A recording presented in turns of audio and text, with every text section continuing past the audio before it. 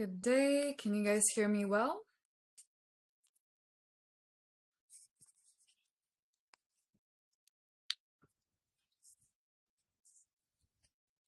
See, here would be better.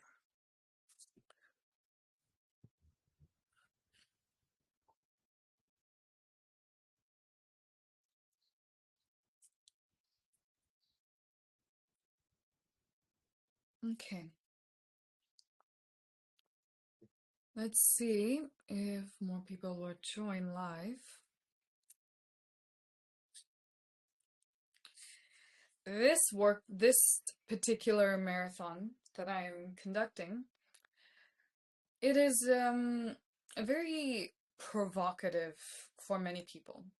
It triggers a lot of our fears and our doubts and negativity. And it's very unpleasant to recognize what is the problem, what is causing our pain, our problems. But at the same time, if we don't recognize them and learn about them, they stay with us for life.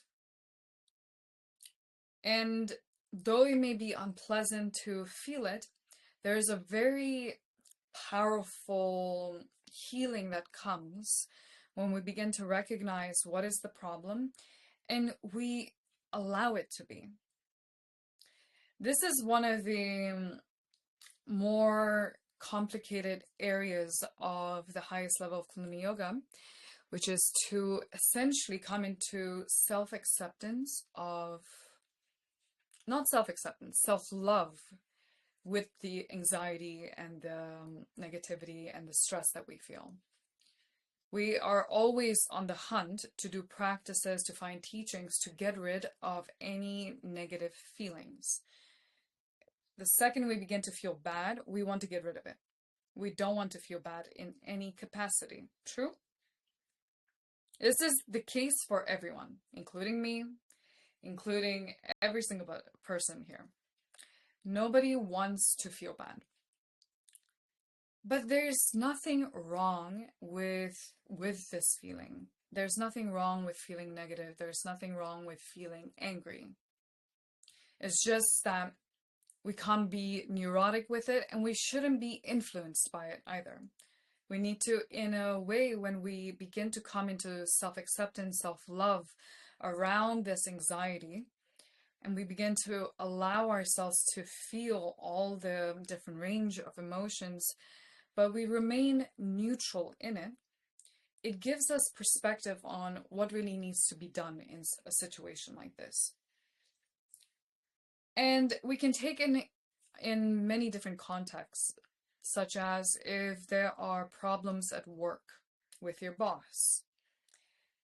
How do we know that he or she is just completely neurotic and toxic, or they're just so stressed and we need to communicate that this can't be happening anymore?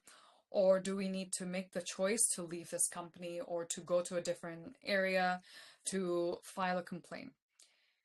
If we come from a place of anxiety, we either don't take any action or we take such drastic action that doesn't need to be done and can create more problems.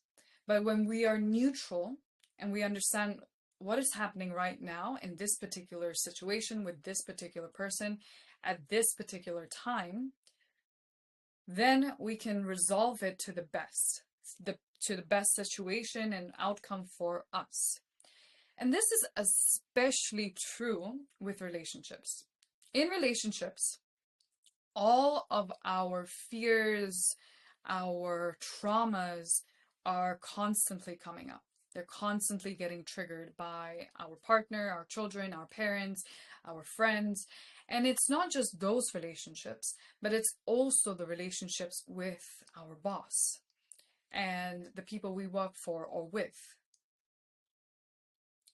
And for us, it's very hard to understand when someone is really being toxic or not, whether or not this person needs help or we ourselves need to leave this situation. It's very difficult if we try to understand it continuously through some preconception, through some standard, or through our anxiety.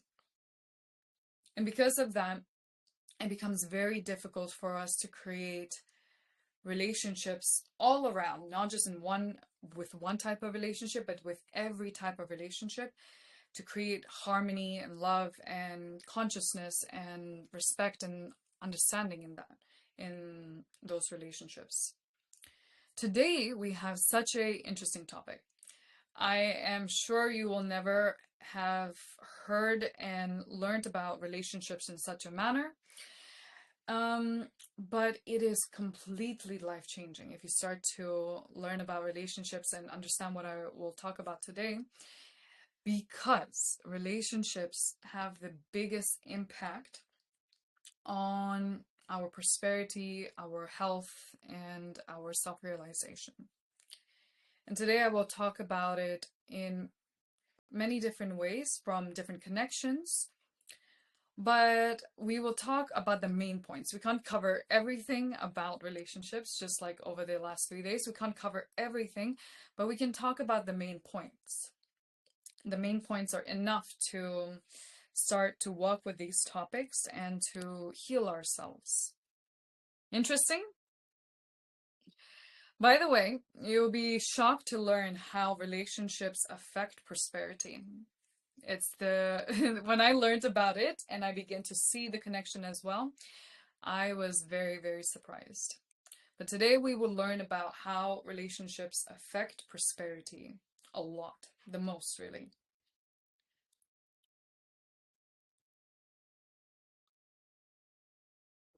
Okay, I will turn off the video again. And throughout the class, as much as you can, be very still, sit with your spine straight, close your eyes, and feel for yourself what happens when I talk about these topics. It can bring up some anxiety because you start to, your sensitivity starts to increase, and you start to notice and to feel where the problem does lie within you as well. How certain anxieties or certain traumas have led certain behaviors, certain relationships, and the outcome of those as well. So we will start to go deeper and deeper into each topic. And then at the end of the class, we will free ourselves from a lot of the stress, anxiety, and open up the heart center. And you'll feel great relief and joy. It's important to do the class till the end so that you can really feel what's happening and then understand it. And then we meditate and cleanse ourselves. Okay? I'll turn off the camera. Okay. When it comes to relationships, especially relationships with our employer and with our partner, these are some of the most triggering relationships we have. If you notice, when you're by yourself, you can be completely okay. In many ways, you're fine. But in a relationship, all of the anxieties, all of the random jealousies, insecurities, all of it starts to come up.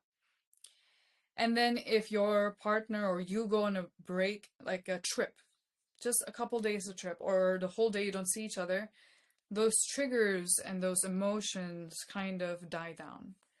They calm down.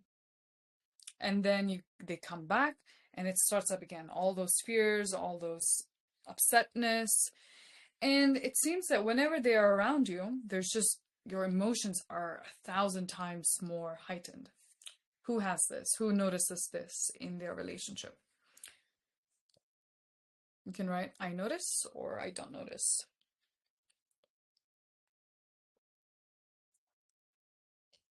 You can write it in the chat where I wrote, I am starting now.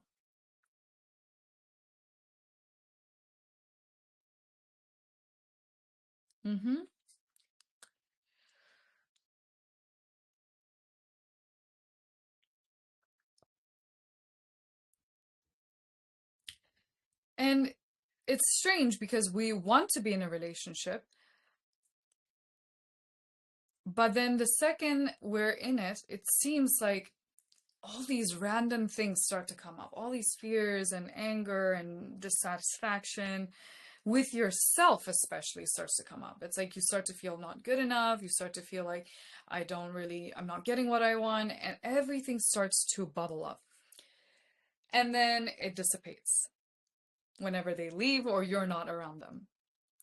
And this is, by the way, the same with our parents, our children, all the different relationships we have in our life, friends, people we meet occasionally.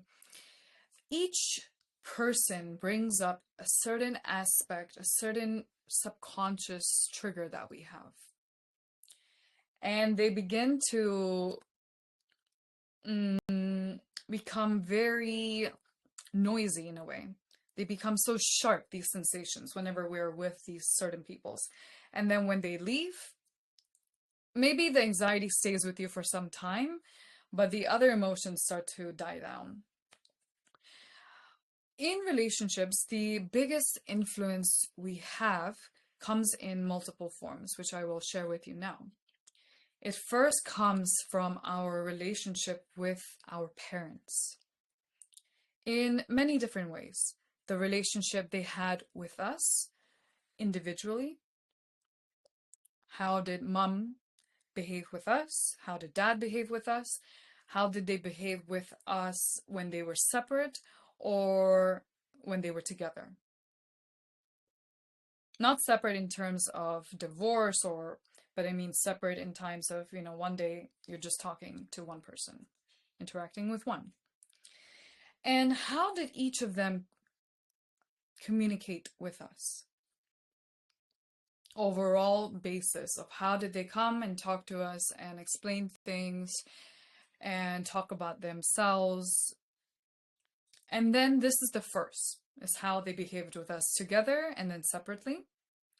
Then the second building point in our foundation of how relationships play out and how to create them is the relationship our parents have with each other. How did they behave with each other? What kind of problems did they have? If they fought a lot or not? Did they talk openly? Did they hide things from each other? Were they angry with each other? Did they always have a problem with money? What was the main source of stress with them? And we begin to build from there what kind of relationship we can create in the future. What kind of relationships we need to expect. Not consciously, unconsciously. We expect this. Then we have the third point, which is the relationships they had with their parents and their families. How did they interact with their parents, their siblings, their aunts and uncles? And we begin to branch out slowly by slowly, first with their relationship with us, with their parents, then their other family members, and then the relationships they had with the people they worked, with their friends. And we begin to absorb all of this. Unconsciously, subconsciously, this becomes our foundation and our base of who people are and how they will interact with us. And you will notice that if our parents constantly had issues with their own family, there was always fights and drama, or people didn't really communicate with each other, there was always some stress or problems with money, or they disliked or they treated your parents horribly, it starts to impact as well of your view of yourself and your place in the world. Because your connection to your parents, you see as a child your reflection in your parents. As a child, we don't have our own identity. We don't really know what that means. And we are just beginning to form, to learn who we are, what we like, discover things about ourselves. And when we see our parents being treated badly, when we see them fighting with each other or with the world, with their parents, it begins to create this image and this feeling that it's happening to us. Do you notice this? Do you remember from your childhood when your parents fought with their parents or with someone else in their family? It made you feel scared. It made you feel bad. It's not that we were very descriptive and we could put to words exactly what they made us feel, but it did make us feel bad. It was very unpleasant to see them fight with the world because we feel that the world is fighting with us. And because we're so small, physically we're small, emotionally, mentally, we still are growing and learning, and subconsciously we know we have no way to fight back on any level. We have no way to take care of ourselves. So whenever we see any kind of fighting, any kind of stress and drama, we start to feel very small and weak. And we feel we can't face situations. We can't deal with the world. And unconsciously, we start to feel that the world hates us, that we have no support and we have no power. And we begin to unconsciously question ourselves, why don't they like us? Why don't they accept us? Why don't they understand us? Even though it's not happening to us directly. It could just be happening between your parents or them and their friends or their boss, their company. But everything that happens in our parents' lives that we hear about, that we see, that impacts us in one way or another, it begins to influence the way we feel about ourselves and the world. And this is especially true with money. If our parents had problems with money, if they felt unloved and they felt like they had no security, nobody understood them, it begins to reflect within us. And when we begin to work, when we begin to look for the kind of job or try to earn the amount we want, we subconsciously fear it so much because we feel we have no security and no backing, that we're very alone and we have no power, and really we can't really do much because we're so small, and we have such a fear of rejection.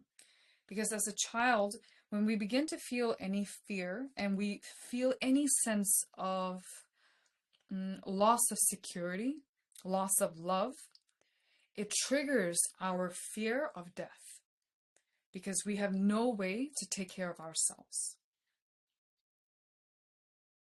And this is why many people stay in jobs that are paying bad, that is a toxic environment, because they subconsciously have such a fear that if they leave it, they try to ask for a raise, that they will die because it will end badly. They have no support, nothing, and they can't do anything because they're so small.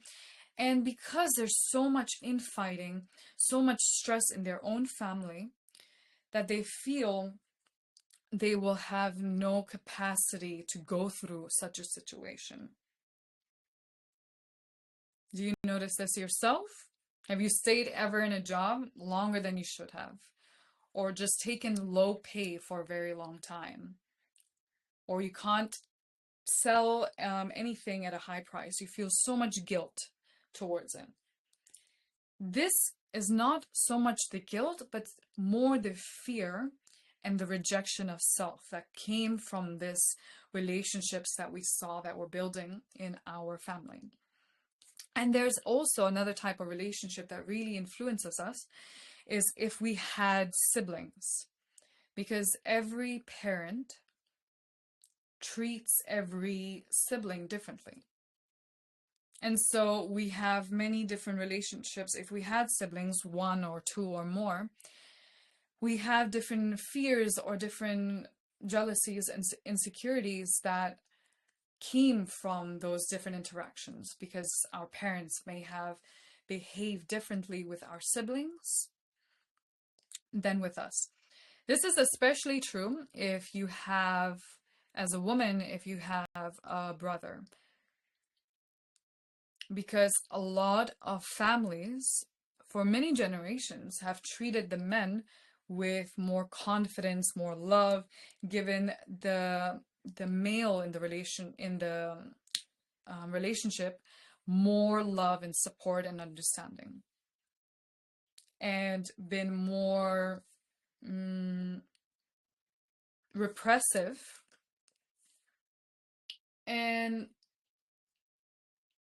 really just, yeah, more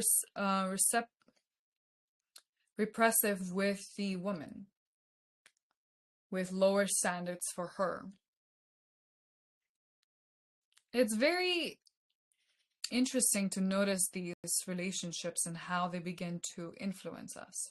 But the first one we want to observe, and you can write this down for yourself. You can open your notes on your phone, or if you have a pen and notebook, and start to think about or write down, what kind of relationship did your parents have with you? How did they treat you? What did they say to you? Overall, with money, with school, how did they talk to you? And more important is to think about what negative things they said to you, what negative words and beliefs they passed down to you. For example, with money, many people hear money doesn't grow on tree. This is something my dad would always say. Money doesn't grow on tree. He would say this anytime I wanted to buy something, I would ask him for something. Money doesn't grow on tree. It's very hard to get a job. People are losing their jobs all the time. You don't understand anything about money. So this is the first negative associations I began to learn about money. Second was, if I ever wanted to express myself, or I would say I wanted to do something, or I wanted to wear certain clothes, it was constantly, immediately, what's the word? Putting me down and making me feel horrible and so disgusting, really, for wanting to dress up as a girl. Because in their culture, they are very conservative about how they wear clothes. And so if I wanted to wear dresses, I was never allowed to. And there was a lot of shaming around that. Then there is health. My mother was very protective of me since very early childhood. And she believed that I would hurt myself if I began to run, or even if it was just running up and down the streets with my friends. She would come out and start shouting and say, "Stop running, you're going to hurt yourself, you will fall, you will hurt yourself." And so I began to develop this fear unconsciously, and I began to even convince myself that I would get injured. And in my childhood, I would get injured all of the time. Sometimes I would be walking and my ankle would sprain for no reason. And I remember I did a class with my teacher, Dasha Kabalova, and we healed the subconscious. No, we didn't heal. We worked with separation of mother, with mother. And in that class, I remember that my mom would always tell me as a child that I would fall, I would get injured, I would for sure hurt myself. And my entire childhood, I was always breaking something. My ankle, my toe, my collarbone, sprained my ankles at least 10 or 12 times. My goodness. And after I did this class with my teacher where we healed and separated from my mother, I never got a single injury again. Never. And I was completely shocked because many times, and in fact, I started to do more martial arts, more intensive things, but I never had an issue again with my ankles or any other part. No injuries again. And I realized in that particular class that the words my mother had told me had influenced my subconscious so much that I would injure myself because of the beliefs she put in me. And the same with prosperity. because of the fears and the problems and the stress they went through, my parents and my family went through, and they instilled within me, I began to repeat and live out exactly that. And when I went through subconscious cleansings of prosperity with my teacher, I immediately began to find different opportunities, and I stopped attracting the same situations, the same jobs, all of it completely gone from my life. And it was very strange because most of my life, I believed that it was the world that was coming and bringing these situations into me. And it's true, many times we will see situations that come up, but it's how do we react in those situations? If someone comes up and slaps us across the face, it can be a random person, can be someone we love. How do we react in this situation? If we subconsciously feel that we are very bad, we are deserving of punishment, when somebody slaps us, we will only confirm to us ourselves. See, the universe has sent someone to slap us because we deserve it. I am so bad. I knew it. And it just confirms our own traumas.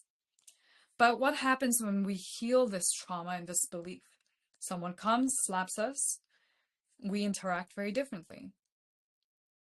Completely, we interact very differently.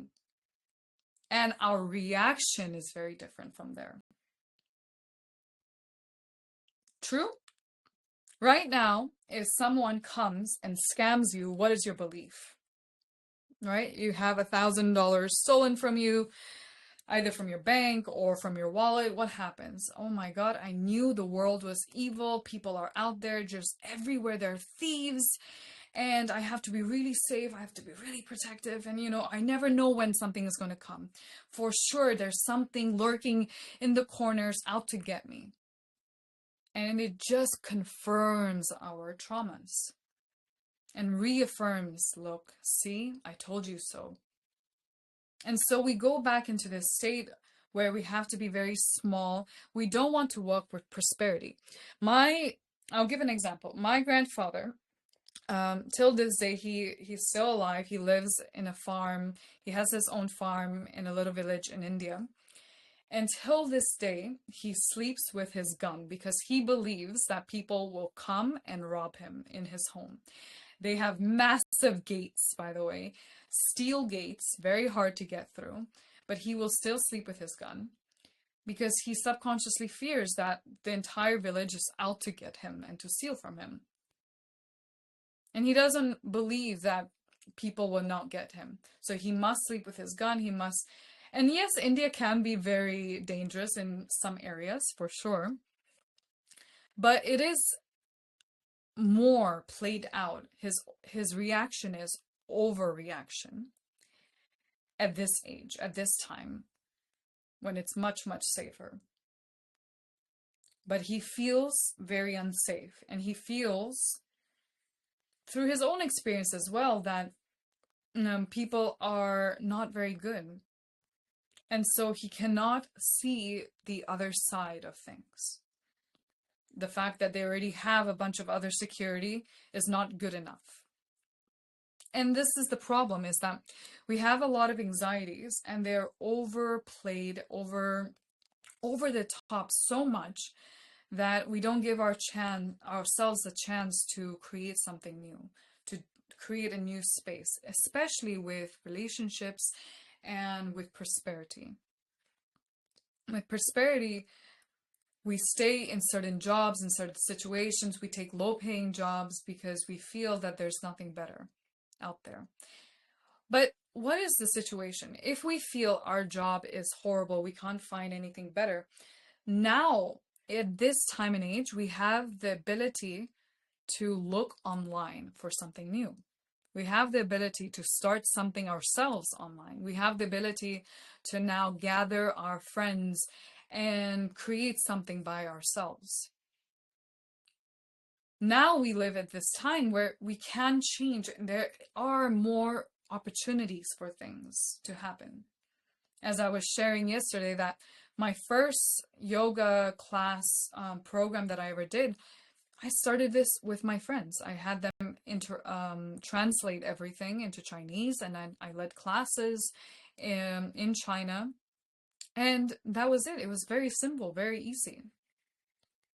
I was not at all professional at marketing myself or gathering classes or knowing how to set prices, but I just had a wish, a desire, and I found the easiest way or the way I wanted to do it, and I began. And then I learned from it and I grew from it. So today what we will do later in the class is we will have a practice to begin to heal this connection with the world that we have and allow ourselves to open our heart center and expand ourselves so that we react less through our fears and through our past, but more from our intuition and from a state of neutrality to understand what needs to be done at this time. But the most important is to heal this connection we have with the world, because it plays out with prosperity very much. Because from early childhood, I'll tell my own story. In my family line, the men have always been treated with more love, more affection, more confidence was instilled in them. And this was the same case with my mother.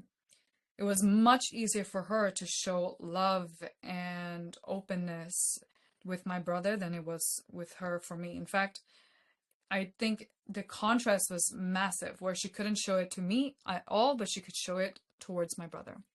And this was the same way her parents treated her, even though she was the eldest, even though they were so proud of her. When she began to work, she was a nurse for many years, and she began to also support the family financially for many years. But the relationship and the way her parents treated her was as if she was much less deserving of the love and the same standards of trust and understanding and respect than her brothers, who were much younger than her. And so from there, I always felt this sense of rejection. I always felt this very deep sense of loneliness. And I never understood, where did this come from? Why do I feel so alone? Why do I feel so rejected?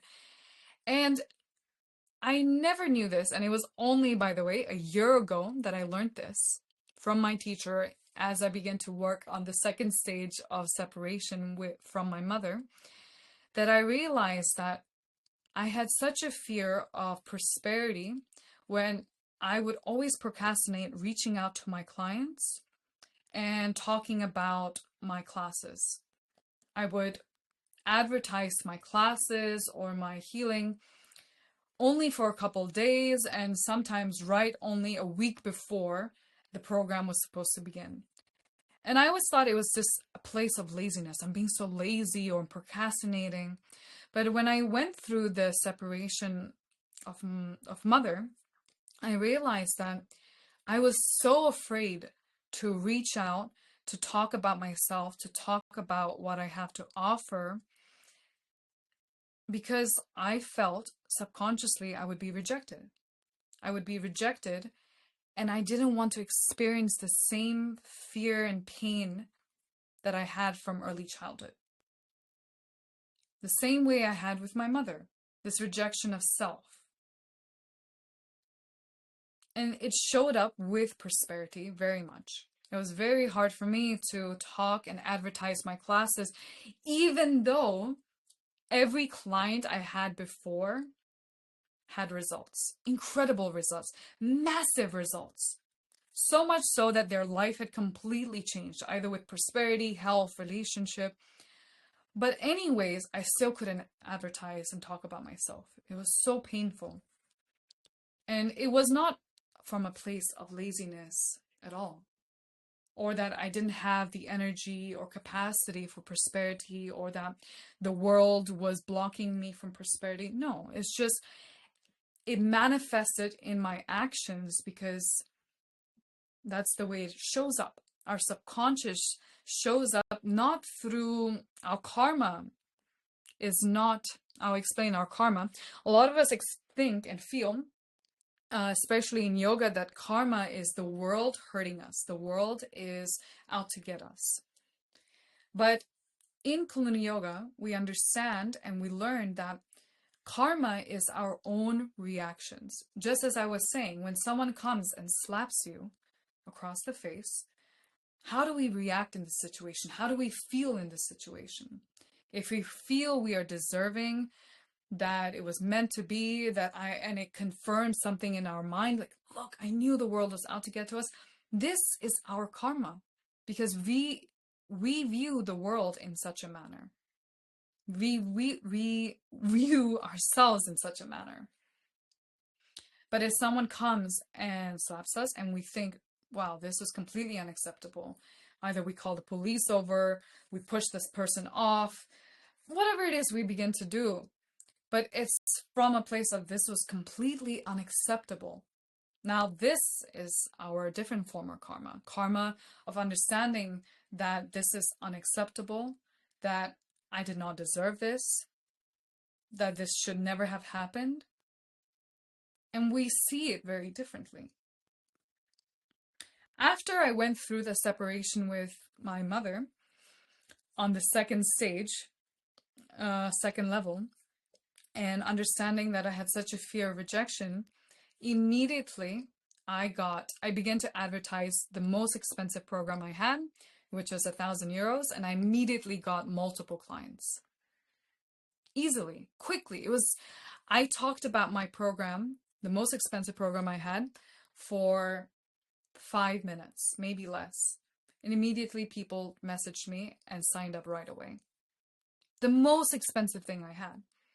And I recognized right there and then that it's not so much as well about needing prosperity energy. And this is why I never necessarily teach prosperity meditations, because it's unnecessary. It's more to understand what is blocking our prosperity individually. What is our subconscious fear and block and trauma? How does this show up? And this is another reason for why you should never pick your own meditations, because we don't understand which trauma and triggers coming up at this moment with this particular issue. True? Do you notice this yourself? It's not like you notice right away that, this is my rejection of my mother and the way she treated me when I was 2 years old, and she gave my brother more milk and time and she ignored me. We don't remember these. And a lot of our traumas and our fears happen from the age of 0 till 6 years old, which are memories we don't really have or are very blurry. We don't remember those times so much. But this is why in Kundalini Yoga, the master of Kundalini Yoga talks about and did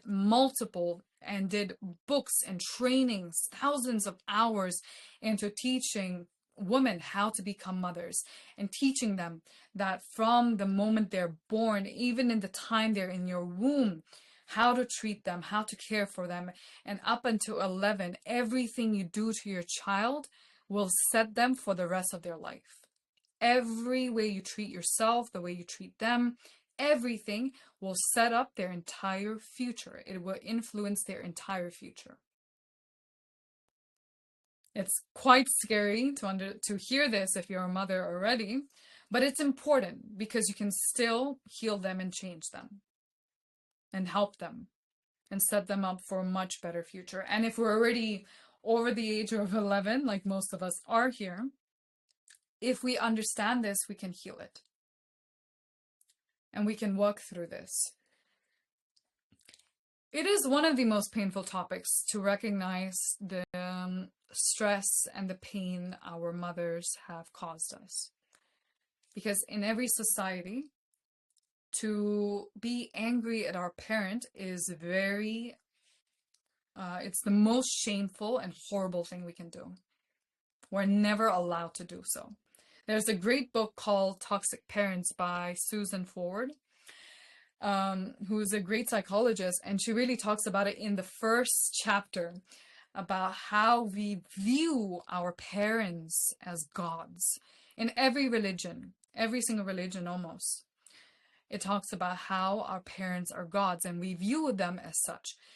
And No matter what they do to us, we must forgive them, accept them, and love them. Anyways, naturally, as children, we do that. We don't need anyone else to tell us that we must love them unconditionally, listen to them unconditionally. Subconsciously, no matter what our parents do, we will love them. That is true. But because we can't express, we have so much guilt and anger towards them that we do not in any way allow ourselves to express, or the second we do, we feel we must immediately forgive them. True? We must immediately forgive them. We cannot stay angry at them. And because of this, we have such a rejection of self. When someone hurts us, think about our friends or someone random. They come up to you, they start speaking shit to you, they hurt you physically, emotionally, or financially, they steal from you, scam from you. What is our reaction? We get angry, we get upset, and we think, wow, what an asshole. What did he do to us? And we understand that this is wrong. But if this happens to us from our parents or someone in our family, we start to suppress it. Subconsciously, we start to suppress it. We cannot feel bad.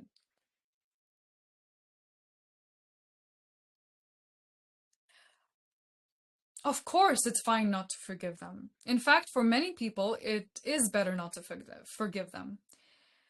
Parents, even when they don't do something intentionally, right now, let's take an example.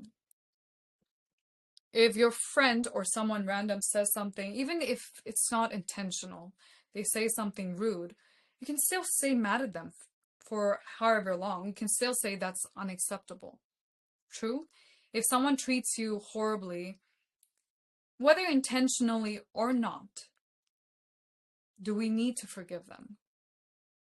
Do you feel, I think this is a better way to think about it. Do you feel you can truly forgive them? Or be okay with it and accept it? No. Perfect. Okay, you are ready to, you are very much ready to heal. No. So why do we need to? I know in a lot of yoga, a lot of teachings, we have to forgive because it's the only way we can free ourselves. In my experience, many situations, whether intentional or not, cannot be forgiven because they were quite horrible, quite terrible. But at the same time, I can understand they were human, they made mistakes, they tried their best. That is for sure. But at the same time, I feel I'm not ready to move past this situation or forgive them because it is unforgivable. And many times in the past, I would try to forgive, try to forget, try to come from a place of compassion and understanding their parents or their human as well. But it made me feel sick. It made me feel very, very sick. Because when we start to forgive when we're not ready to, or we try to forgive a situation that was completely unacceptable, it betrays a part within us that cannot be repaired. It's not that they have betrayed us at this point or anyone else is betraying us, but it creates this feeling of betrayal of our own soul, our own being. And that is a repair that is very hard to come by. And this is another thing we can feel as well is if we experience any physical or sexual trauma, it's less, at many points, it's less about the fact that we experienced this or someone else did it, but we feel a betrayal of self, like something within us has broken. Something within us has broken apart and we cannot mend it. These are very deep traumas right now that we're talking about. And this is why we need to understand that not everything we need to forgive or move past. And our salvation, our happiness, our health does not lie solely on forgiveness. It does enlighten us. For many people, it makes them more sick and more stressed, more anxious, more lost. In many ways, again, we have to come back to neutrality to understand a situation not from a place of fear or guilt or compassion. It has to come from a place of complete neutrality. And some situations cannot be forgiven and forgotten. We can, if we take away the label that they are our parents, they are family, immediately it becomes easier to understand, yes, I don't want to forgive this. This was really horrible. True? So in many situations, and going forward, if you do have a lot of stress, a lot of situations in the past that have happened, for now, the easiest we can do, the easiest way we can begin to work with it is just to take out the label of who they are to us, how they're related to us, and then judge it from there. Give yourself a little room so that you're not pinned down by the fact that they are related to us. And it gives us a little room to breathe more, to have more compassion for ourselves. What we're doing here in these teachings and these marathon, especially today, is compassion for ourselves, love and understanding for ourselves. It is a very selfish act. One of my favorite quotes by the master of Kundalini Yoga is that when you practice Kundalini Yoga, it is the most selfish act because it will make you so healthy, so happy, so strong, so independent. It's a very selfish thing. You're not supposed to be prosperous by yourself completely, be able to sustain yourself easily, be able to know and have your own mind without being influenced by someone else. And just as someone is reminding me how to protect our energy, this is one of the aspects. It's a very selfish thing to think about yourself, to put yourself first. But as a woman, if we do not put ourselves first, we do not understand ourselves first, and we do not respect what we need from ourselves, from our lives, and to follow through with that, we create such a betrayal within us. And it begins to reflect in our relationship with our kids and our partner and in our prosperity. A lot of the clients I get who want to work with prosperity specifically, many of them have the same situations I had in the past as well. And this is why a lot of clients who have their own business or who want to grow in their income and be able to sell much at a higher price, they find it's much easier to work with me because I have worked on it on a very deep subconscious level and overcome it myself. And even though they don't see or know it by themselves or know exactly everything I've done, subconsciously, they're attracted to that as well. And they're attracted to what is happening and healing in my subconscious. And because of that, they feel that I am the right teacher for them at this time. And when they come, they find it's very easy to break free from their prosperity blocks.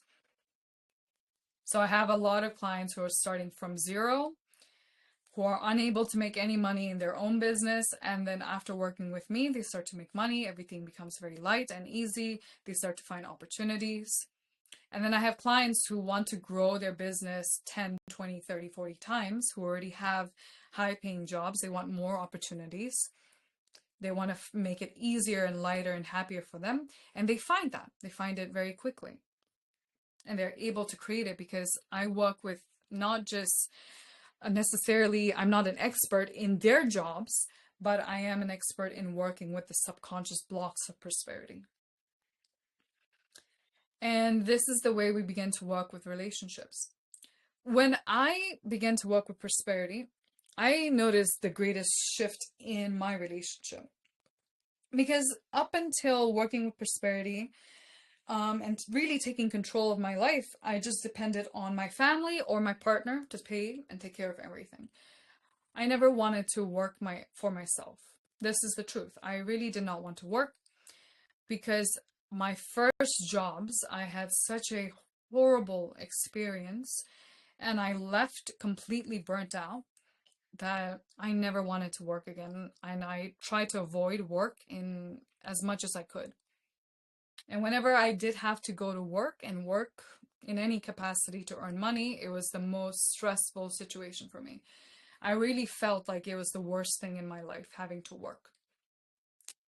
And so when I began to walk with this topic and I began to actively change and heal my connection with prosperity, with work, and create my own standards, I noticed that my partner himself found it much easier to work with his job. He started to find more opportunities and he started to try his own way of creating prosperity. And I noticed that he had a very big subconscious block that worked through, not necessarily by himself, but he worked it through by seeing me. And I'll share this example.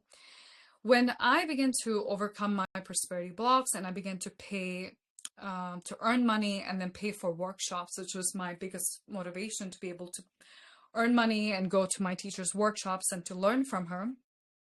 When he noticed I started to do that and overcome all of my fears and my stress around it, not that they were overcome right away, but anyways, I would gather the courage and go through it and do the steps that would bring me prosperity.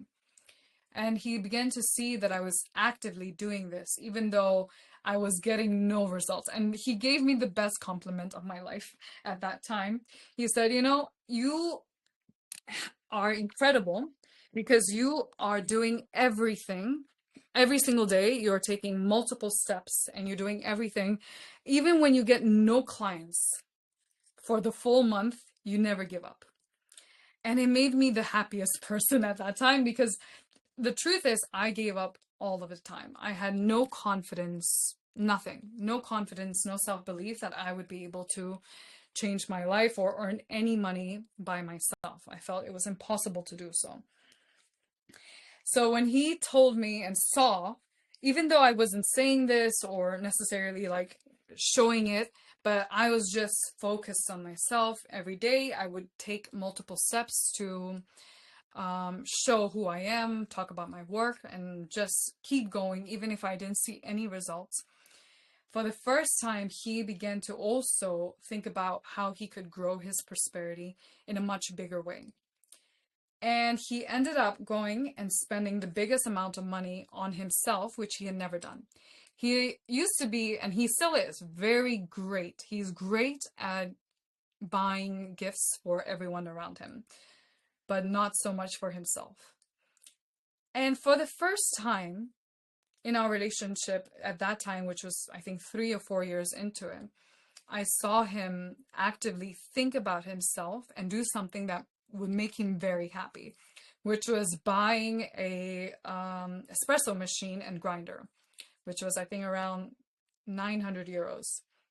And it was the biggest choice he made because he decided to look at himself and see what he wanted, really, not so much thinking about what I needed or everyone else needed, just about himself. And after that, it became so easy for him to make bigger and bigger money. And he ended up saying that I was inspired by you. I was inspired by what you were doing for yourself. And that was the first time I began to realize that in my relationship with my partner, we never have to work out our problems with each other. Never. We work on ourselves and we focus on our own goals, our own wishes. And from that, our relationship becomes very light, very happy, very prosperous. And what ended up happening at that point when he bought that coffee machine, because he was inspired by me gathering all my courage and talking about my classes and then earning money and then paying for my teacher's courses. From that, he bought the coffee machine, and I was so inspired by him doing that that I ended up being more prosperous the next month. And then as I continued to work on myself more and more and more, he was more inspired. And so it created this back and forth of more inspiration, of more lightness, of more prosperity, even though we weren't working with each other on our relationship or trying to help each other resolve this situation. We just worked and focused on ourselves. And I was quite surprised because I felt that in a relationship, you have to work each other's problems out to become happy, to become healthy, to really be able to be prosperous, whatever it is we're trying to look for in a relationship. But till this day, for the last 3 years now, we've had no conflicts, no dramas, no tension. Anytime we disagree with each other, there is no disrespect at this time, which is completely different from before, where it was constantly fights and aggression and drama and tension and jealousy and conflicts. I mean, constantly, from me especially. But as I began to focus on myself, think about myself, my relationships with myself and the world, my relationship with my parents, my relationship with my brother, and my relationship with my clients, as I began to understand all of these different connections and began to actively work on it and heal it through the highest yoga, it changed my relationship with my partner. And it ended up creating a stream of prosperity and love and mutual trust and understanding. And many of our goals began to just naturally align. Even though our interest is very different. We are very different people. But it still creates no true conflict in that. It only creates more joy and more space to learn about the world and different views, more from a place of compassion and love rather than a place of conflict and insecurity and jealousy.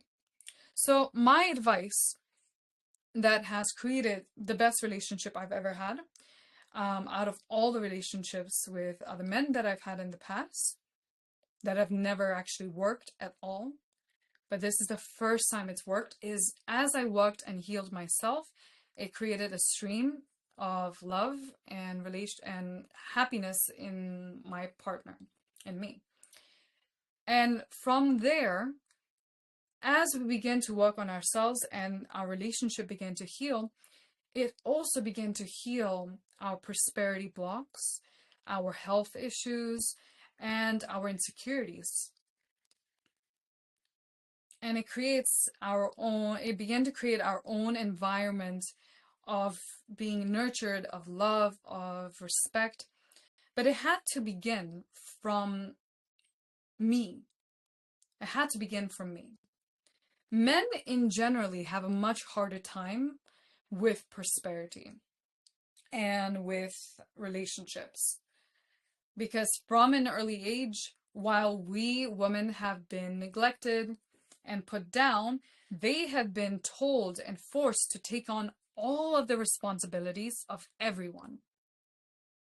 And so for them, it's so much harder to let go because they really feel that if they begin to think about themselves, even for a moment, the entire family will collapse and everything will fall apart.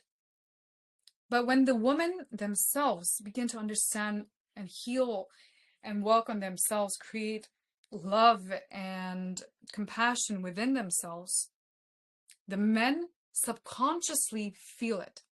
We can smell, through our smell, we can observe what is happening to someone. We can observe when someone is in a state of fear, of relaxation, of love, of joy, what state and stage they're in subconsciously. And this is why, if we ever try, I remember anytime I felt like I needed to communicate to my parents about a situation that it needed to change, I always felt subconsciously that they would get angry, they would get upset. So in my mind, I began to create a state of defense and how I would protect myself when they would start to attack me or they would completely disagree with me. And when I told my teacher this, she said that the problem is that they can smell my subconscious, that I'm ready to fight, I am ready to disagree with them, and I'm already convinced that they are going to disagree with me and never understand me. And so she gave me a special practice to heal the subconscious and to change my projection. So whenever I would go to discuss a very sensitive situation with them, from after this point, after this particular consultation, never once has it created any negative reaction within them. And I was completely shocked because up until then, there was constant drama and disagreement, and zero support from them with my choices. And now, even though they don't understand or they don't agree, and they very much actively see me talking about my relationship with them and how it's not, how there's a lot of toxicity in there, there's a lot of negativity in there in the past. They see everything I post online and they tell me and send me and support me with it. And it's really funny because as I was talking to them, we have such a natural reaction that we cannot talk or feel any form of anger or negativity towards our parents. And I remember one day I posted talking about how my mother grew up and the way she treated me. I've talked about this in my stories, and I had someone write to me privately and said, you need to forgive your mother and not show the world what she did to you. You need to hide this, and this is not a topic you need to talk about openly. You need to forgive them and let it be. And for a moment, it made me freeze up, and I thought, wow, this is really bad. Maybe it did hurt my mother, because this lady was writing to me, it's going to hurt your mother a lot if you talk about this situation, and you need to just forgive them. So for a moment, I felt bad, like, oh my God, maybe I shouldn't have said this. And immediately, I saw a message from my mother who had liked every single post I was talking about. And she had zero issues with it. She called me up, she talked to me that day, zero issues. And I realized that as a woman, what is our intention when we begin to set boundaries? When we begin to ask for what we want? Is it that we want to fight with the world? No. We just want to be respected and loved and understood and supported. This is our true intention. By setting boundaries, by saying, please don't speak to me that way. You can't do this anymore. That is completely unacceptable. Why do we say these things? To hurt our parents? To hurt our family? No. To respect ourselves. To respect what we need. To nurture what we need. And when my intention changed and I began to heal my subconscious at this particular way, so that whenever I would approach them and talk about something sensitive, or online I would actively talk about the way they treated me or the relationship dynamics that we have, they support it now because they understand that I'm not trying to hurt them. They understand that I'm talking about this openly because it happens with almost every relationship with every parent and child. It's present in almost every relationship. And that it's important to talk about because these feelings, the more we suppress, the more anxious, the more depressed, more apathic we become, and we lose ourselves. We completely lose ourselves, and our health, our prosperity, our children, the future generations suffers for it. And I found when I began to work with relationships with my parents, releasing the fears, even without forgiving them, I can have a much better relationship with them. I understand where my boundaries are with them. They understand what my boundaries are. And whatever we have created is much healthier, much better for both of us.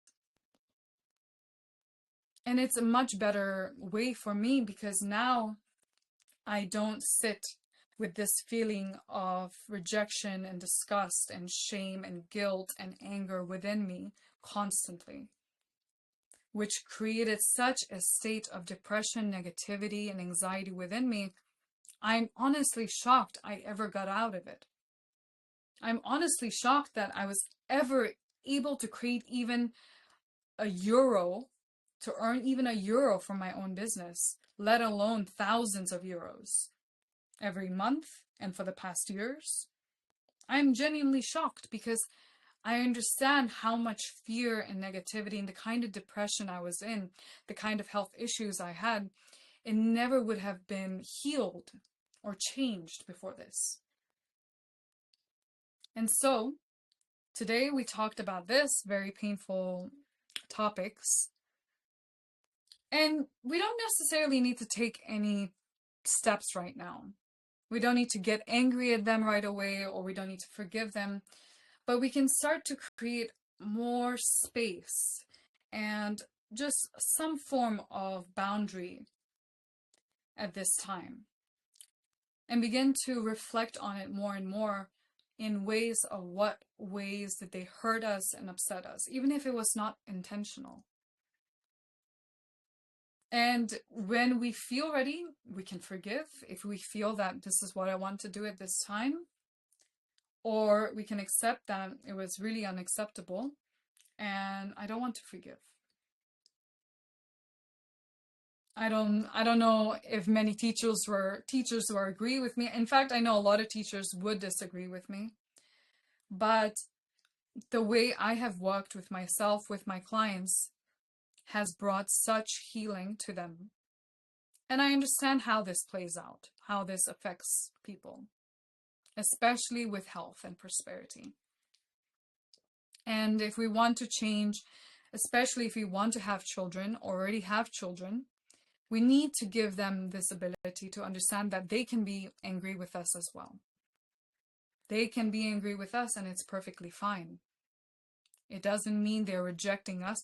Think about it. When our child gets angry with us, when our partner gets angry with us, our parents get angry with us, what is our reaction?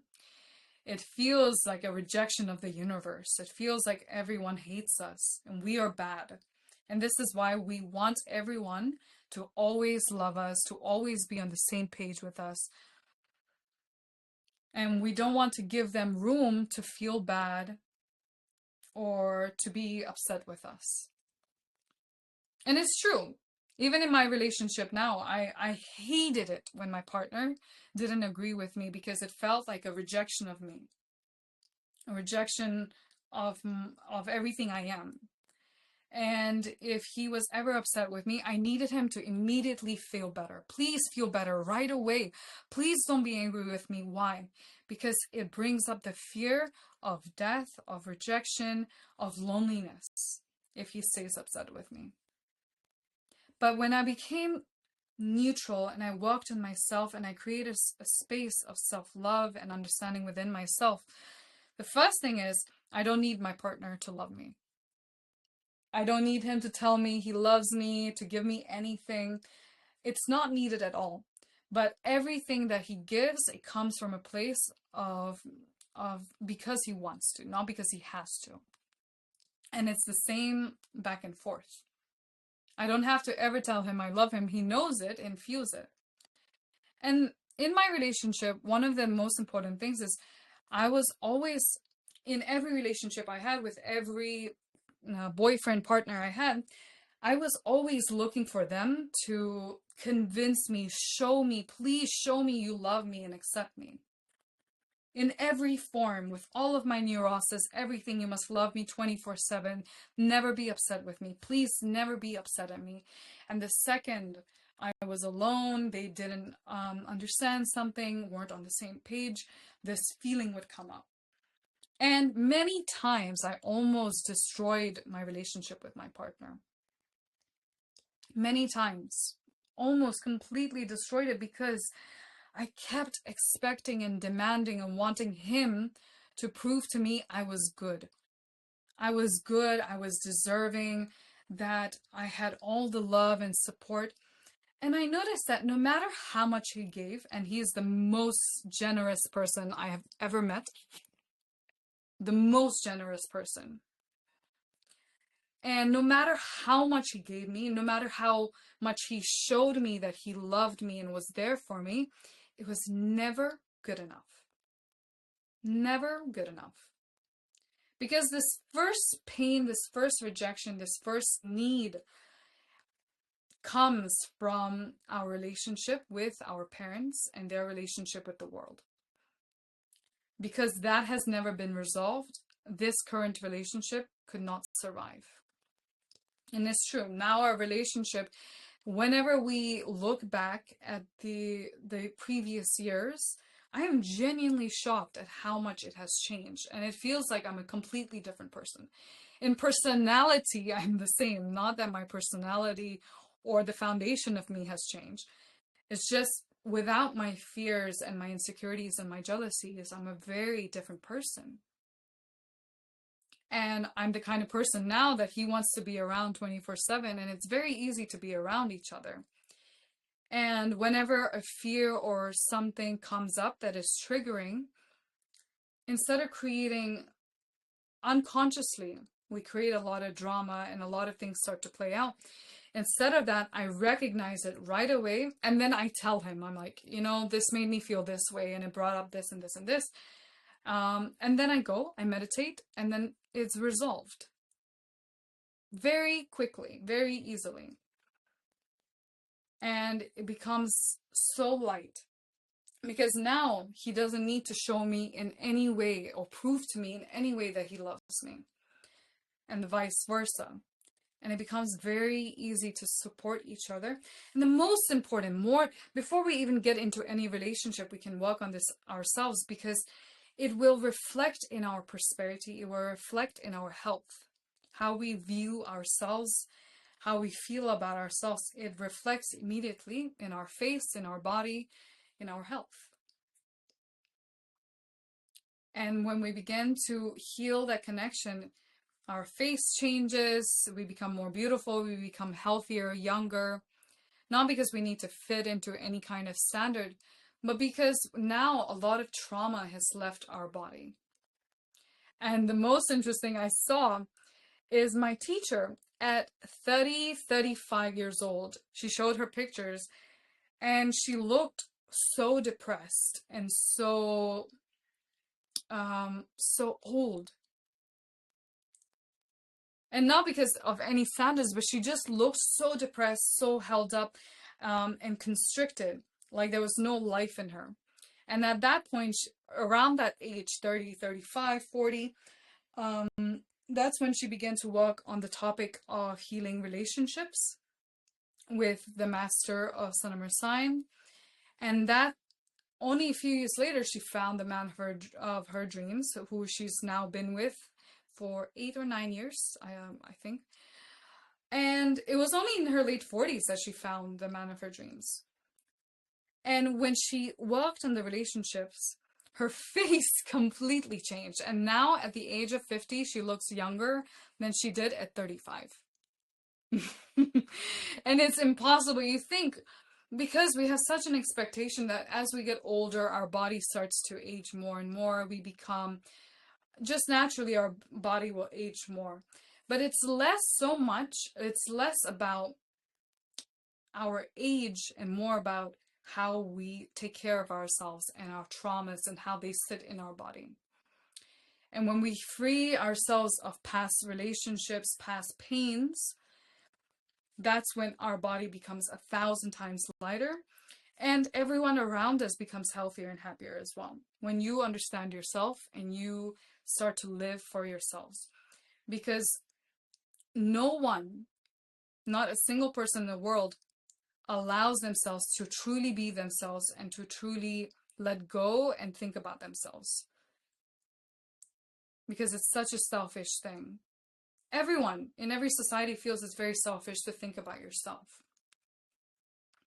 But when you do it in a very conscious manner, what happens is everyone else around us begins to give themselves permission to think about what they want and to do what they want.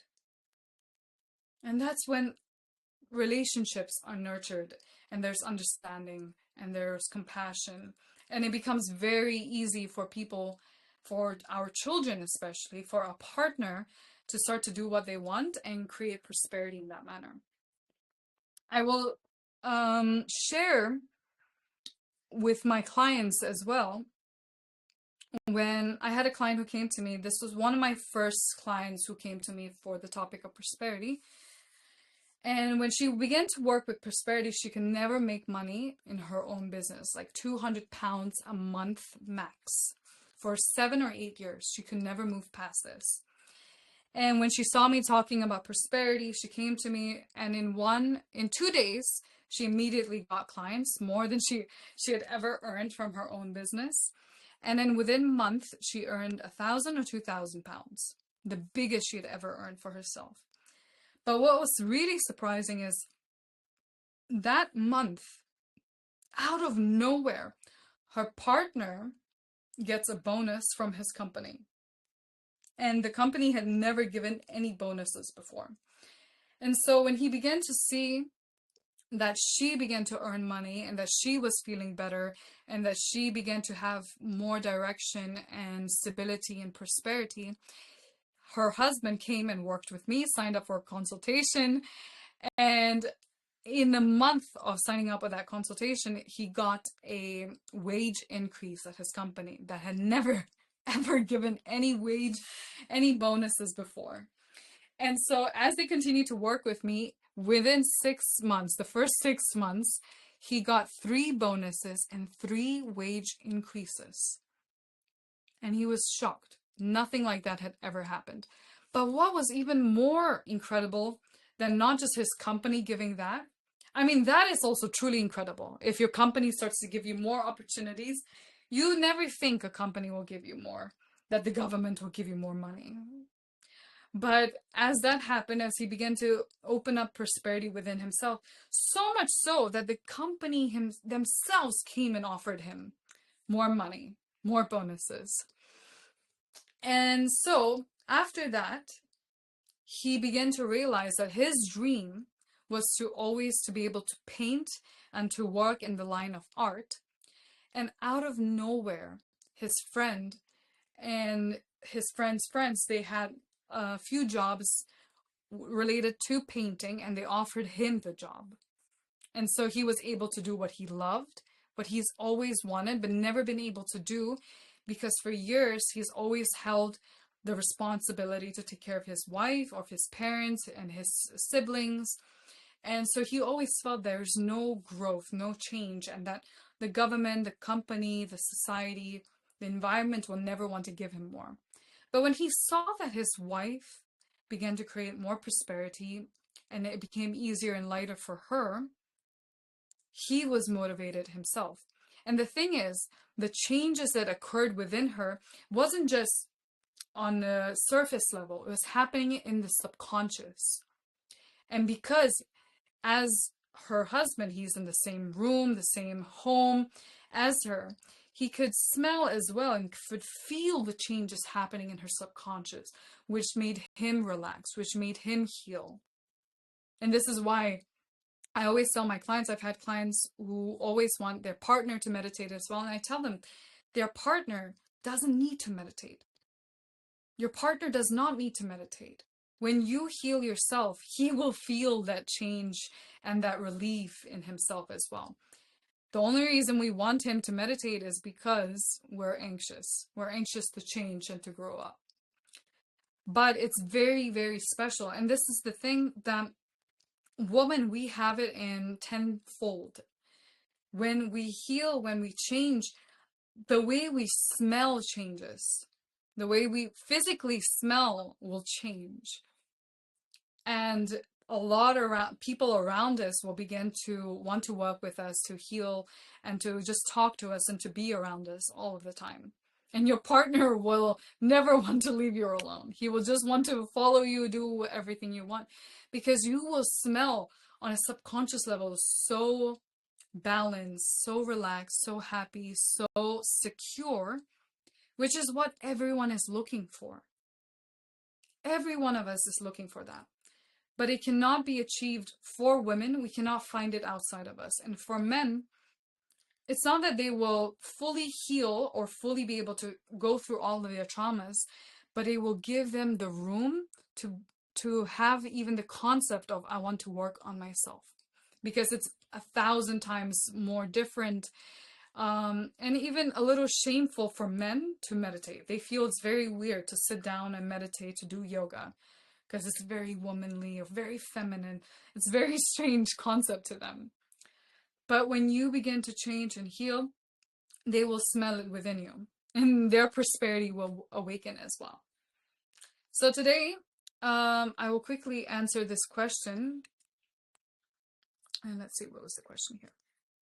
How to protect our energy. Please specify in what way, how to protect our energy. In terms of what to do if someone is being negative, or in what manner?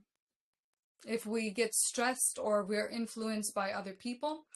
Okay, I will talk about it in this aspect, on this line. If we constantly feel people are able to influence our state, and make us feel a certain way, the most important there is to work with the subconscious and heal the relationships of the past, because it triggers a lot of our pain and feeling of loneliness and rejection. So in order to protect our energy, the most important is to cleanse our subconscious of past pains, past relationships. And for you, a personal consultation can do that very quickly. We can do that, and you can try a meditation. I can share a meditation on the channel, on this Telegram channel. You can do once in a while, or whenever you feel overwhelmed after work, if people influence you a lot or they make you feel bad. You can do this meditation, and it removes their influence and their power on you and your state. Okay, let us meditate. How are you guys feeling after this topic? A lot of stress has actually come up.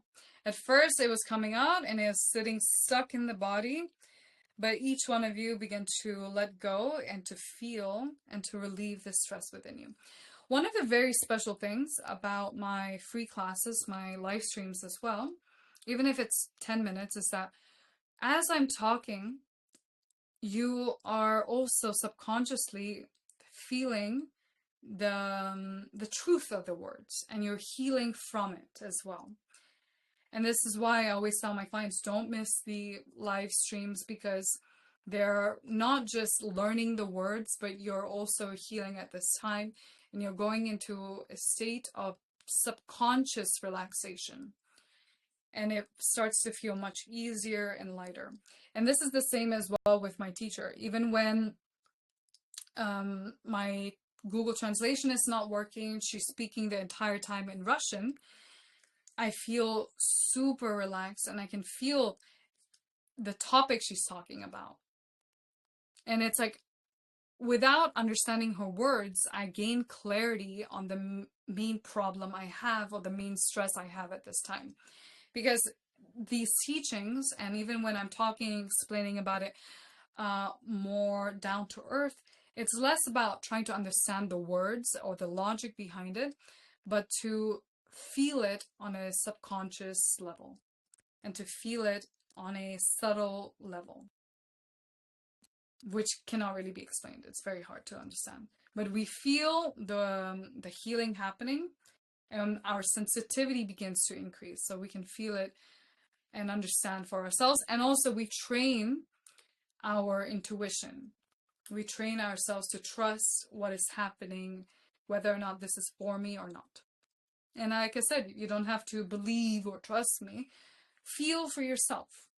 And for me, it's the greatest thing my teacher ever taught me, to just trust myself when it comes to everyone or everything, or especially now when there are thousands of scammers out there. And I always find it really funny to watch a lot of videos where people are selling some of the most ridiculous shit online. And I'm genuinely surprised people buy it. But I realize that our problem is that we don't know who to trust because we're constantly looking outside of us or towards someone else to tell us what is right or wrong. But what about feeling it for ourselves? This can be applied even to prosperity. I intuitively began to, when I work with prosperity, I can intuitively feel where I want to invest my money. And one of my investments recently that I invested in, when I decided to invest in it, I felt like this would be the company I could invest in. And then I even felt when, at what point, what day I should invest in it. And exactly at that day, today, I felt, oh, today I should invest. And within 2 weeks, the company made 30%. And within 6 months, it's made over 90% in profit. I just felt it for myself. I didn't need somebody to tell me or to look at the stock market to tell me this is where I should invest. Please don't do this yourself now, because it took me 7 years to learn how to do this. But we can do it in small scales. We can start to feel, where should I go? How should I build my business? How should I grow this income? La la la la la. Slowly, slowly, slowly, until it grows to a point where you feel like, really, you not just feel, but you know with certainty, I can invest my money here and make money from it. But I will not give financial advice here. I will only teach you how to open up your intuition, how to heal the subconscious, and then you can start to learn it and do it for yourself as well.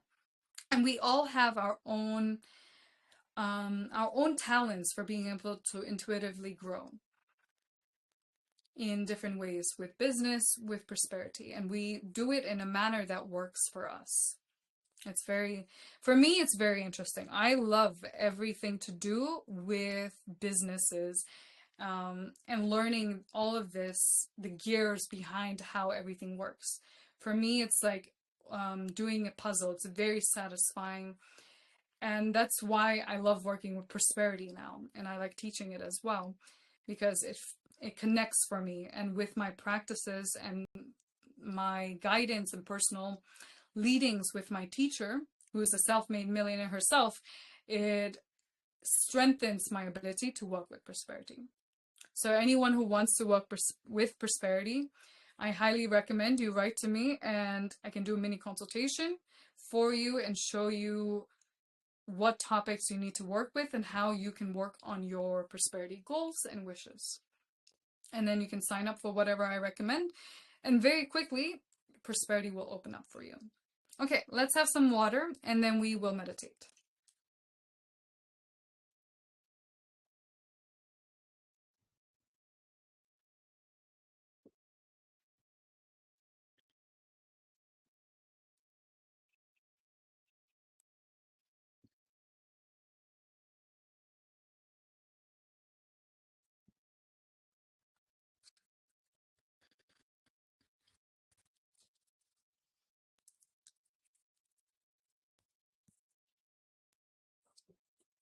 Okay, this is probably physically the easiest meditation I've taught throughout this marathon, but it is difficult because you will want to get up in between, because it starts to bring out of your body a lot of this subconscious stress and past pains and past relationships. We will start to heal this, to heal the nervous system. So very important, please do not get up between the meditation. It's not going to be very long, but if you get up in between, you will shock yourself and your subconscious. If you don't want to meditate, you can leave now. If you stay, you will go through a very powerful healing and powerful change in your subconscious.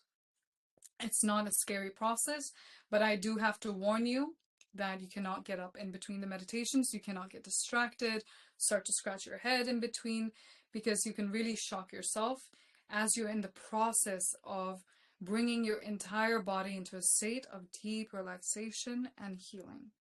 Okay, we're healing on very deep levels of our subconscious, our nervous system, our brain. So it requires us to be very relaxed physically and to not be disturbed.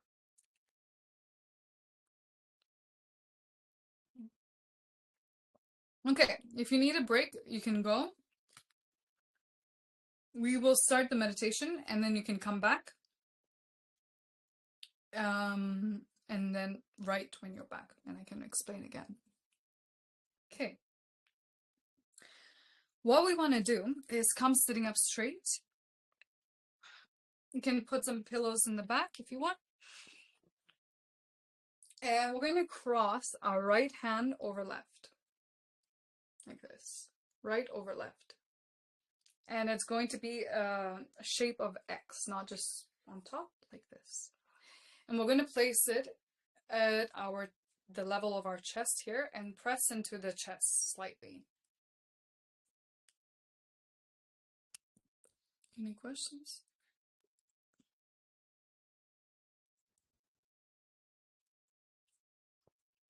No, do this practice now.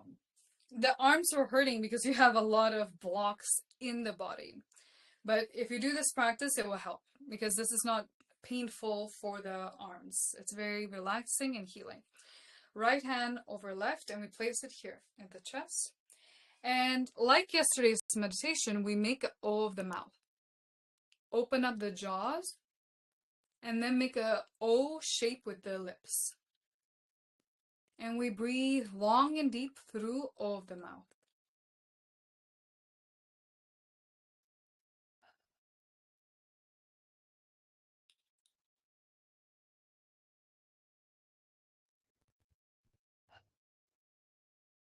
And that's it. Close your eyes, come into the position. And what is very important during this is to keep the eyes closed the entire time. And when you inhale, you're expanding the belly. Expand, expand with the breath. So it inflates like a balloon. Expand the belly. When you exhale, let it deflate. The stomach is deflating. This breath, we can relax for a second. This breath is the correct way to breathe every time. Not the mouth, but the belly. Every time you inhale, the belly needs to expand and push out. When you exhale, it deflates and comes in. A lot of people breathe wrong, and it creates a lot of anxiety and depression because you breathe wrong. So when we're doing this practice, it's a very relaxed breath. You don't need to do this. If you do that, you will first choke like I just did, and you will hyperventilate. And then you will say, the meditation is not working, I feel worse after this. No, watch very carefully. The breath is very long, it's very deep, it's very relaxed. No rush, like you have no care in the world.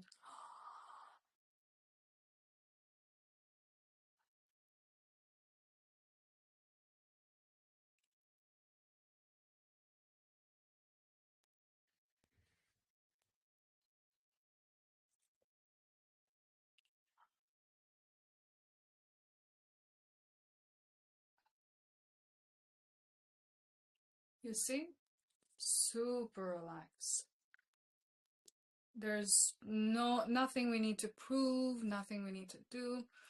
Legs are crossed. Legs are crossed as you're sitting on the ground or the bed. Right hand or left, and let's come into the position.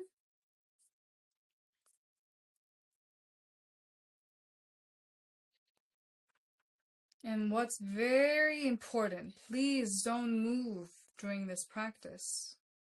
Let's heal, and it's not just the entire time you had a good lecture.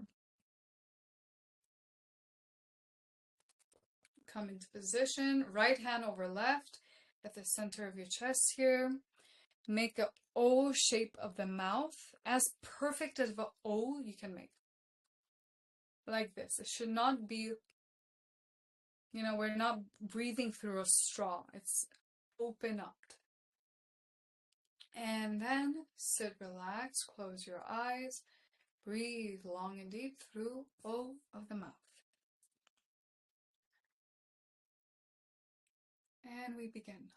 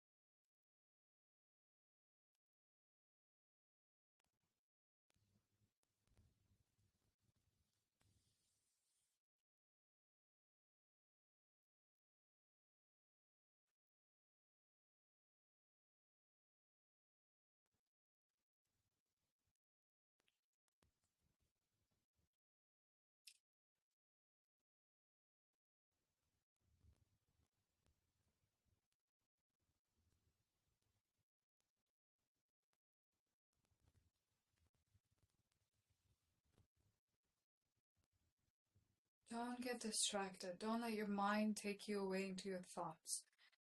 Bring yourself to very consciously and actively focus on your breath and being still, physically being still. And you're consciously focusing on your breath. You don't need to try and make yourself feel good or try and make yourself feel a certain way. If you don't like the meditation, allow yourself not to feel it, to not like it. You don't have to like it for your body to heal and to relax. You need to just allow whatever sensations and continue to just focus on the breath. Be very meticulous. In Kundalini Yoga, we have to be very meticulous with the posture, with the breath work, with the eye. And then we allow the sensations. Allow, but don't get distracted. If you feel bad, you want to get up, you feel bored, let yourself be. But then anyways, you make the choice to continue to focus on your breath and to work on yourself. Keep your eyes closed and breathe only through all of the mouth. Do not breathe through the nose. If you breathe through the nose, you will not heal. You will not let go of this subconscious pain. It has to be only through the mouth.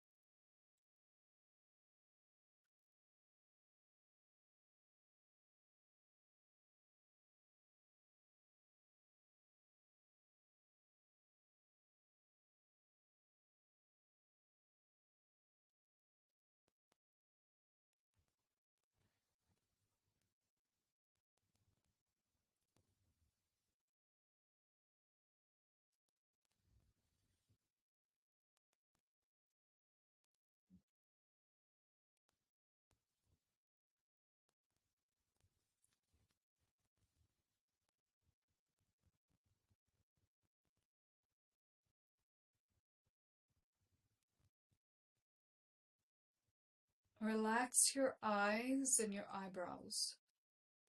Let your eyes, even when they're closed, to relax. Consciously relax the eyes, your temples, your forehead.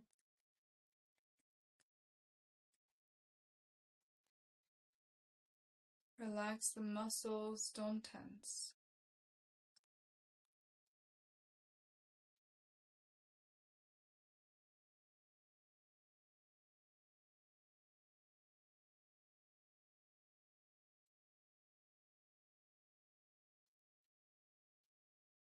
And make the breath long and deep.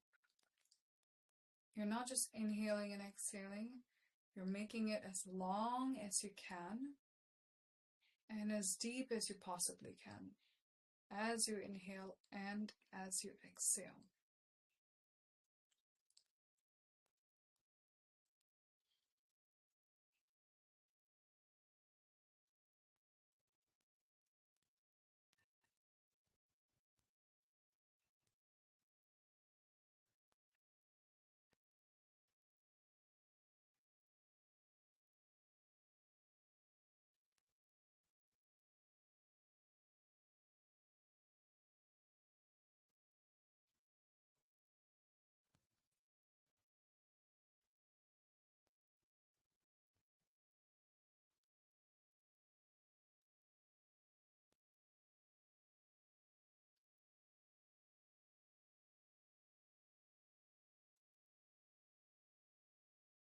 When you inhale, breathe into the belly and inflate the belly. Right now, your breath is very, very shallow. You need to bring it deeper, deeper, deeper into the belly, not just breathing into the chest.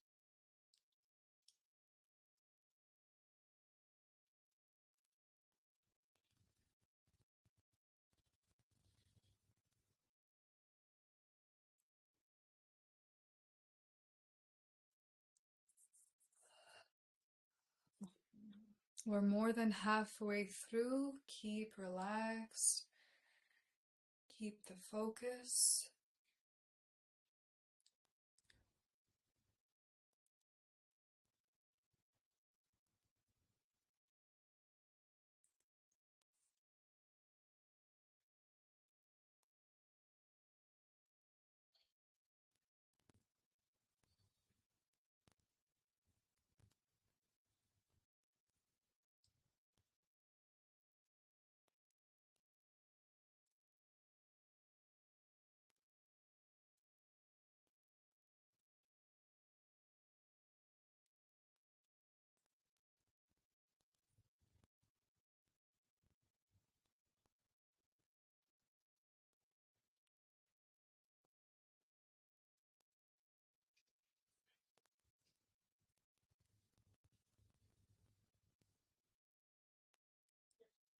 Keep the focus. This practice, and when we meditate, we can heal 1,000 times faster, and as if we're doing 10 years worth of work in one practice. It's very powerful, it's very healing. Keep the focus and participate to your best of ability.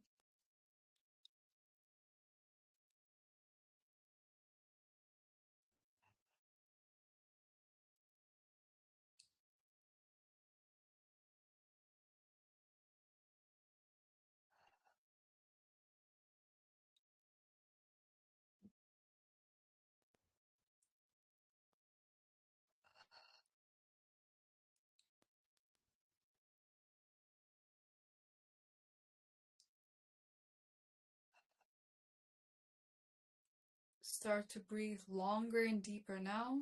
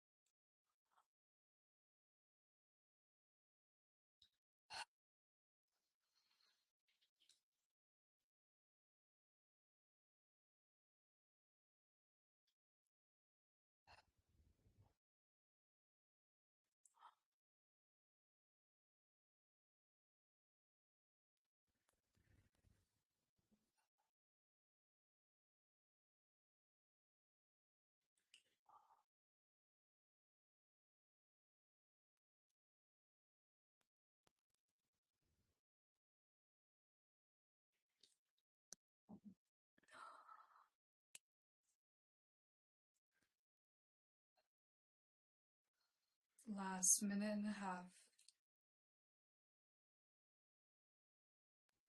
Stay focused and breathe deeper, deeper, deeper.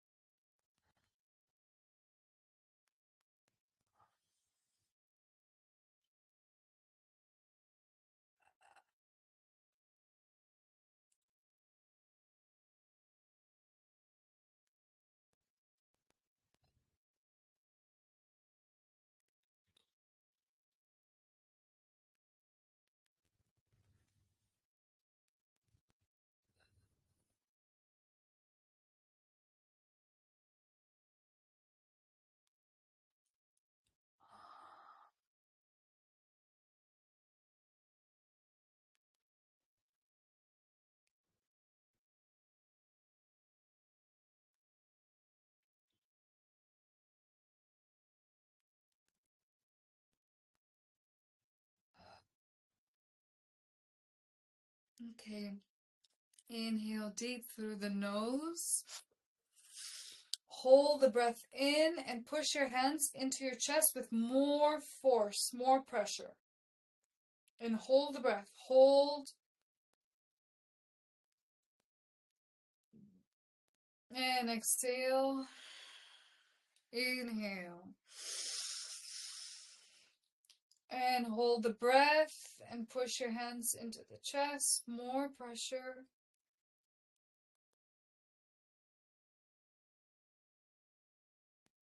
Exhale.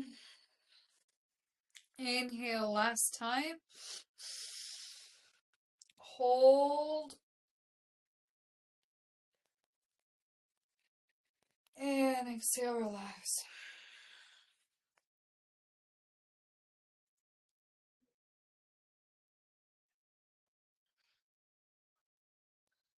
Relax your hands, relax your breath.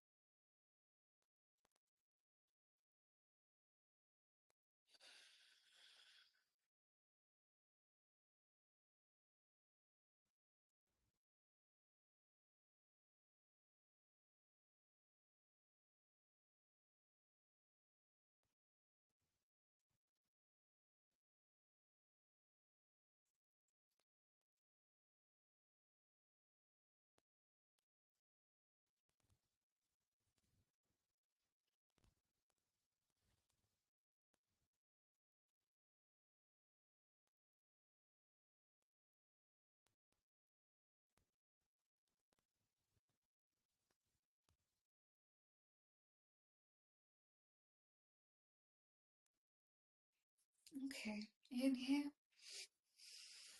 exhale. And how do you feel? Write down how you feel after the meditation.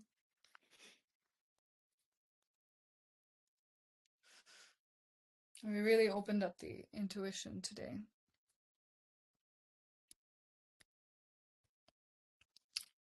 You know what's really interesting is the topic of relationships. When we heal past pains, past release the influence and the imprint left by past pains, we can also heal a lot of our brain issues, brain health issues, brain diseases.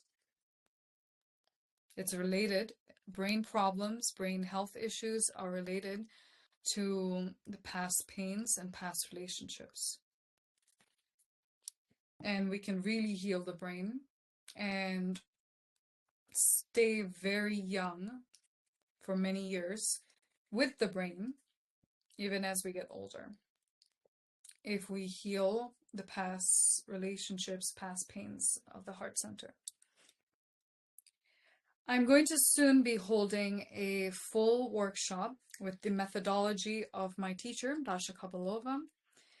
We will work with prosperity. We will do everything we did here, but 1,000 times more powerful.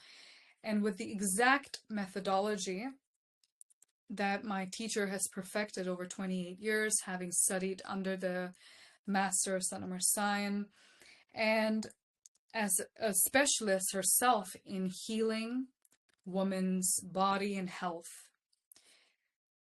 And we will do this entire methodology where we will work with health issues, and we will work exactly with the topics I was talking about today. The separation with our parents, our family, it's very much necessary. Even if we didn't have toxic parents or a bad relationship with our parents, when we don't separate from them on a subconscious and on the subtle body, when they pass or when they have any issues, even now, it affects our psyche. This is why after our parents pass away, even our personality and the way we are completely changes, because it impacts and influences our psyche. And it can create a very dangerous state that pulls us out of this world. And we don't understand it. We don't understand it at all because we're so connected to our parents. And even if we didn't have a bad relationship with them, when they pass, it impacts and influences a lot. This is why it's very important, even at 50 years old, to separate from our parents. Because we want to be as stable as we can. Not that we won't be sad or we won't experience grief, but our psyche will be more stable. And this is very, very important. In this upcoming workshop, we will have the full methodology created by my teacher, every meditation, and we will work with healing our ovaries, our brain, healing our throat chakra. This is really, really powerful if you want to be able to communicate with yourself and with the world easily and to be able to make money doing anything you want. This is the power of the throat chakra. And we will have this particular topic. I actually forgot to write it on the website. I will need to update it, but we will work with the throat chakra a lot, very, very deeply. And it will really change the way you work entirely. It will make life much easier. You will find solutions to a lot of things, and a lot of opportunities will come up because your speech will change a lot and people will want to be around you.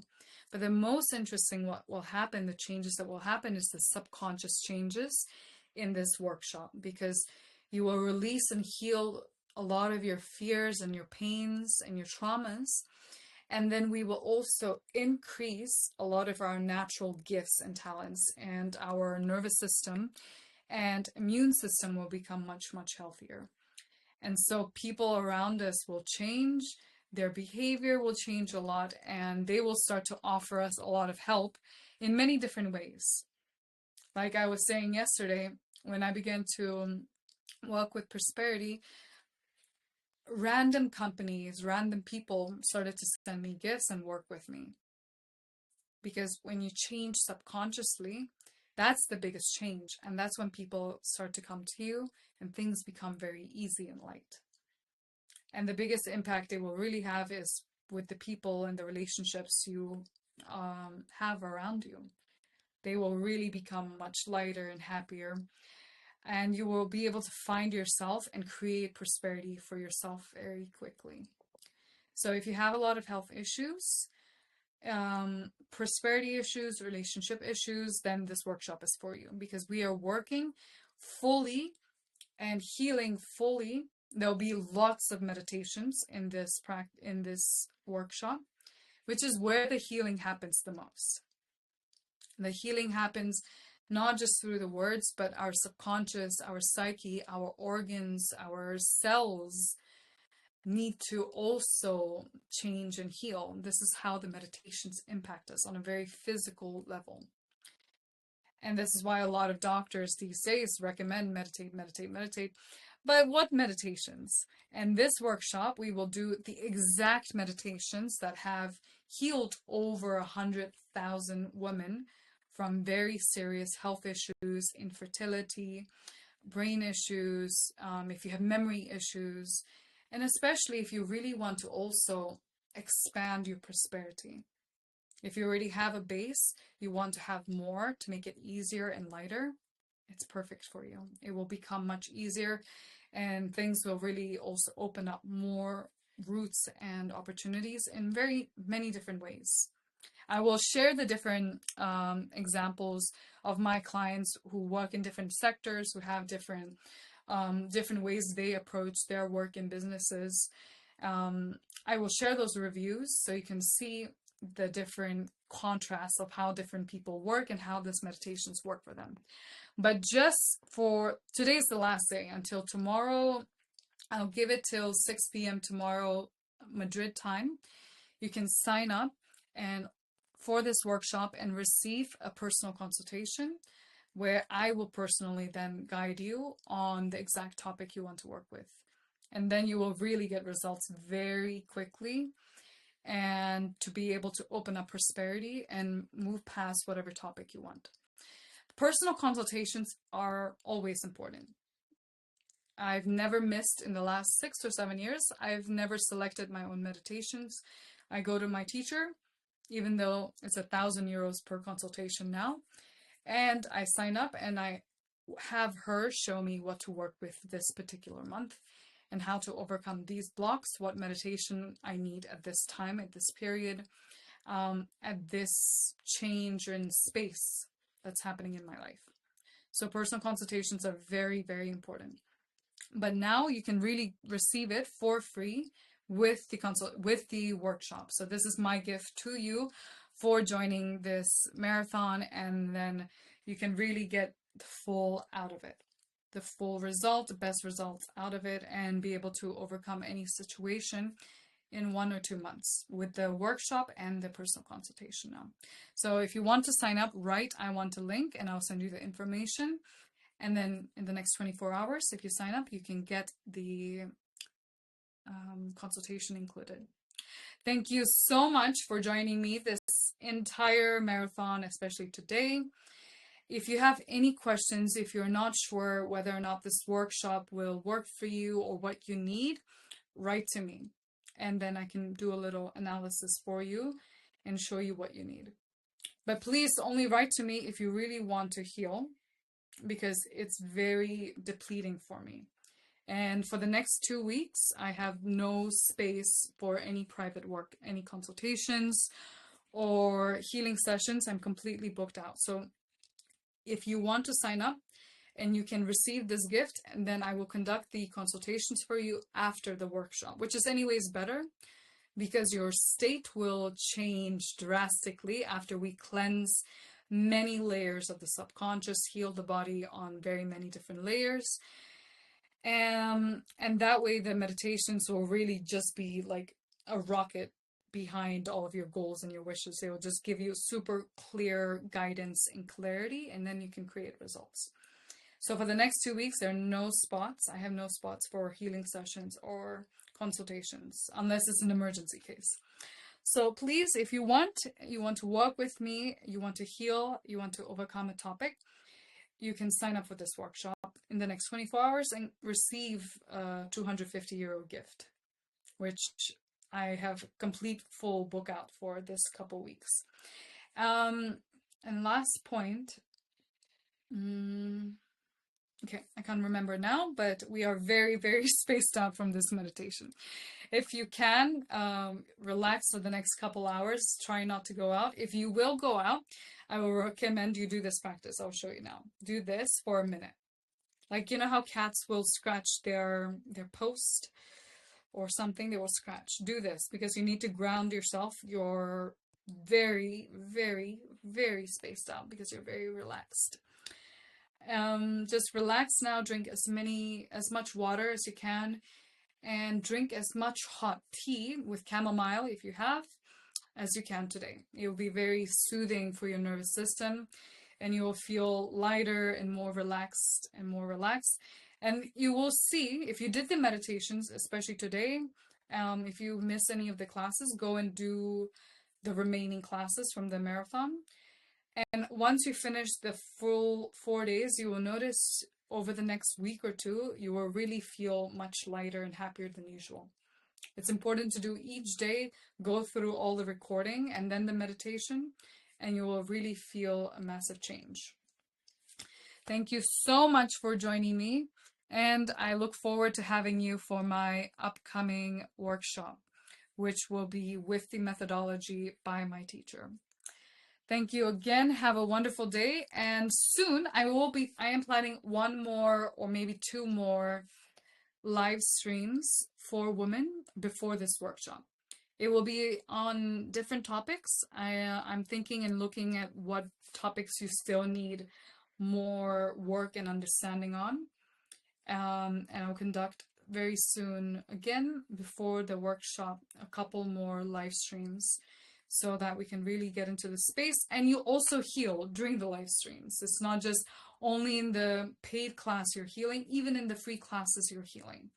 So if you feel like you can't pay for the big class, continue coming for the free classes, and then whatever you can take away from it and apply it. The master of Kundalini Yoga said, he would say all the time that Kundalini Yoga is applied consciousness, is the yoga of applied consciousness.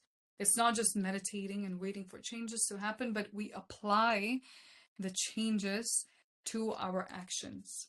And that is the way things change in our life.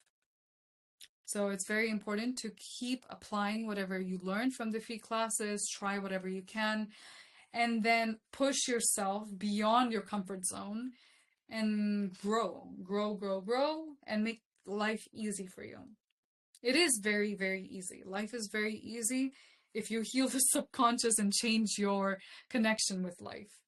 Exactly as we talked about today's topic of relationships. It's not that life is hard, it's that internally our view of self and life is hard. And so it reflects out, and it reflects in what we attract and what we like and what we see. And it will begin to change, and life will become much easier. Example, I'll give you a really good example. My personal experience, when I go on special yogic diets, where it's like you're eating much, essentially like eating rabbit food. Fruits, vegetables, nothing fried, no salt, no sugar. At this point, I expect that I should be dying. But when I go and work out, it's 1,000 times easier. I can lift 3 times more, even though I'm eating less. I'm eating much, much lighter and nothing heavy. You expect you should be dying, you should be starving, it should be much, much harder, but it becomes 1,000 times easier. And another reason as well, if anyone is interested, anyone who signs up for this workshop, I can also share special diets and special meditations that you can do throughout the coming year that will work with your subconscious and certain different topics. But this will only be for people who sign up for the workshop. If you're interested, you can write to me. And then after the workshop, I will see what has changed in your subconscious, what practices will work for you that you can do throughout the year whenever a heavy situation comes up or you need a boost with prosperity. It's very, very cool. And whenever my teacher would give me this, I really change and heal very quickly and fast.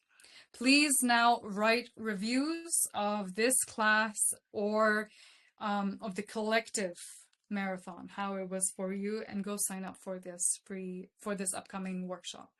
Thank you again. Have a wonderful day. And I really look forward to everyone who's already signed up for this workshop. I will continue to prepare for it and create the most powerful space for you. And really in 1 month, you will change. And for me, the most important is to see the results. That's for me the most incredible thing is when I see the results of my clients, and you will see the results for yourself as well. If you take everything away from this marathon and then in the workshop, in 1.5 months, you will be in a very different place in every aspect that you want. Thank you again so much. Have a wonderful day. Please write reviews and I will see you soon. Thank you.